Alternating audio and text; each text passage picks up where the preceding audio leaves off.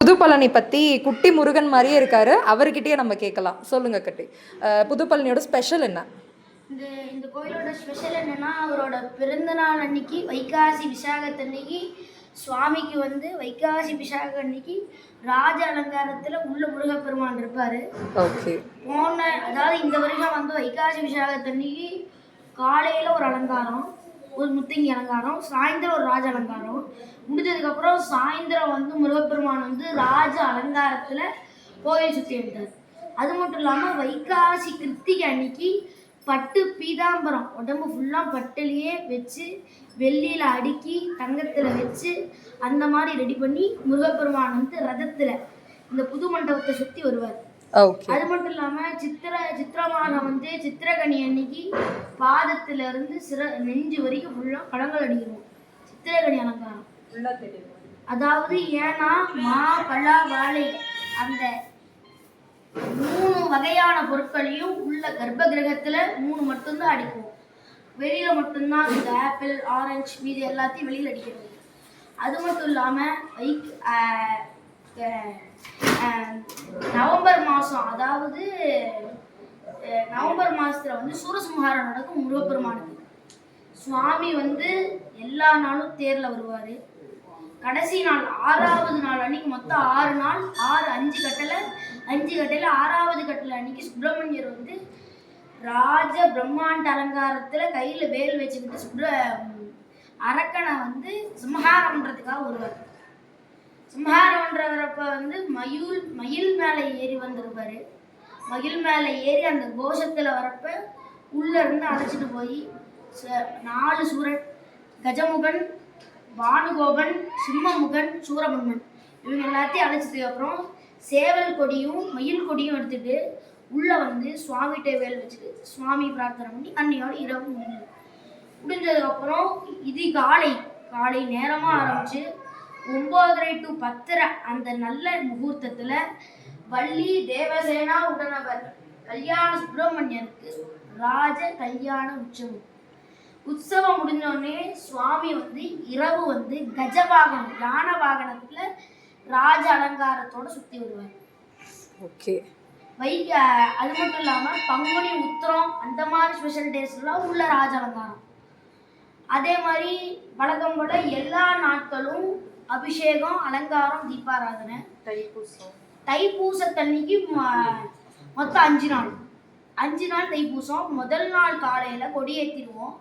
2வது நாள் எல்லா நாளும் 2 நாள் மயில், 2 நாள் யானை வாகனம், கடைசி நாளும் யானை வாகனம்.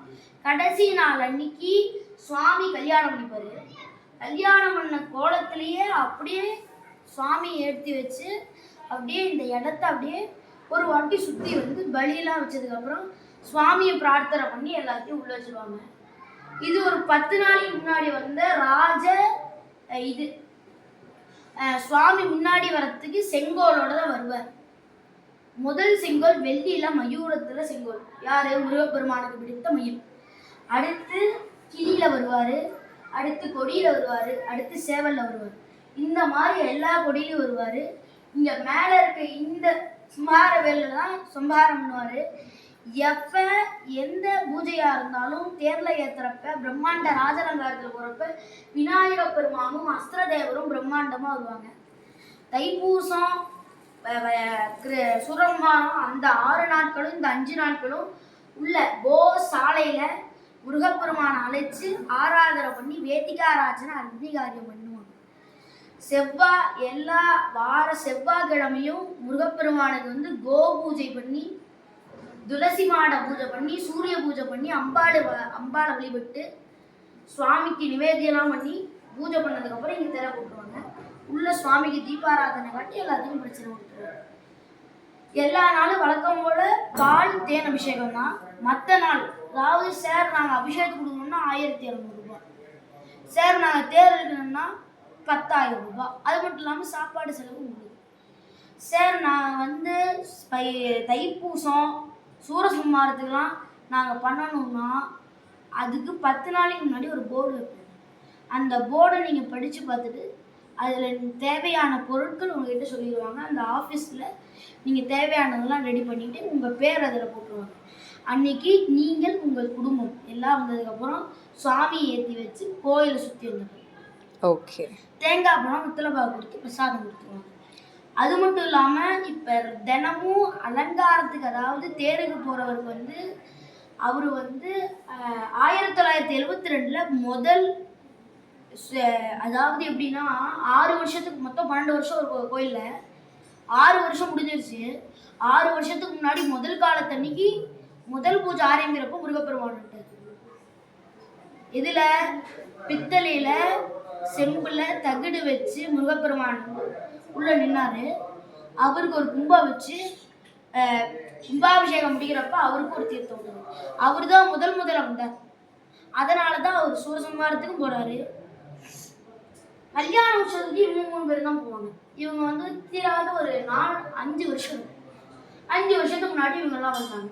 இந்த மண்டபம் ஒரு டைம் நடக்கும். அது மட்டும் இல்லாமல் அதாவது இந்த கொடி இறங்கினதுக்கு அப்புறம் கொஞ்ச நாள் கழிச்சு, இல்லை அதுக்கு முன்னாடி நாள் இது பண்ணுவாங்க, சங்காபிஷேகம்னு ஒரு பூஜை பண்ணுவாங்க. அந்த சங்கெல்லாம் சுவாமிக்கு அபிஷேகம் பண்ணிடுவாங்க. அது மட்டும் இல்லாமல் கொஞ்ச நாள் கழிச்சு நாங்கள் வந்து திரிஷதி அக்னிகாரியம் பண்ணுவோம். முருகப்பெருமானுக்கு ரொம்ப பிடிச்ச பூஜைனா அது திரிஷதி தான். அதனால தான் இங்கே கிருத்திகை அன்னைக்கு முந்தின நாள் பரணி நட்சத்திரம் வரப்பே எங்கள் முருகப்பெருமானுக்கு திரிஷதி பண்ணி பூஜை பண்ணுவோம். வெள்ளி பஞ்சபாத்திரத்தில் வெள்ளி தகுடில் வச்சு முருகப்பெருமானை அழைத்து விபூதியில் அர்ச்சனை பண்ணி அந்தந்த கட்டளைதாரருக்கு பிரசாதம் கொடுத்து உள்ள முருகப்பெருமானுக்கு வெள்ளி கலசத்தை அப்படியே அபிஷேகம் பண்ணிடுவாங்க. இந்த கோயிலோட ஸ்பெஷாலிட்டி. அப்புறம் வந்து இப்போ வந்து ஒரு வருஷத்துக்கு முன்னாடி இந்த மண்டபம் ரெடி ஆச்சு. அதாவது இப்போ வந்து இந்த இது ரெடியாக இருக்குது. அடுத்து வந்து ராஜகோபுரம் தேவைப்பாடெல்லாம் சுவாமி அழைச்சிட்டு இருக்காரு. ஓகே, சூப்பரா சொன்னீங்க. விசேஷ நாள்ல அது சொல்லிடு. விசேஷ நாள்ல அன்னதானம் மக்களுக்கு. அது மட்டும் இல்லாம காலை 8 to 12 ஓபன், சாயந்தரம் 5 to 8. இந்த டைம்குள்ள உள்ள முருகப்பெருமான பார்க்கலாம். இல்ல சார் அப்படி லேட் ஆச்சுனாலும் உள்ள கூட்டிடுவோம். இவங்க 3 பேரும் தீபாராதனை பண்ணலாம், ஒன்றும் பிரச்சனை இல்லை. ஓகே, ரொம்ப அருமையா சொல்லியிருந்தீங்க. முருகப்பெருமான் பத்தி வந்து பாத்தீங்கன்னா அவ்வளோ அருமையா சொல்லியிருந்தீங்க. சூப்பர். தேங்க்யூ. ரொம்ப நன்றி.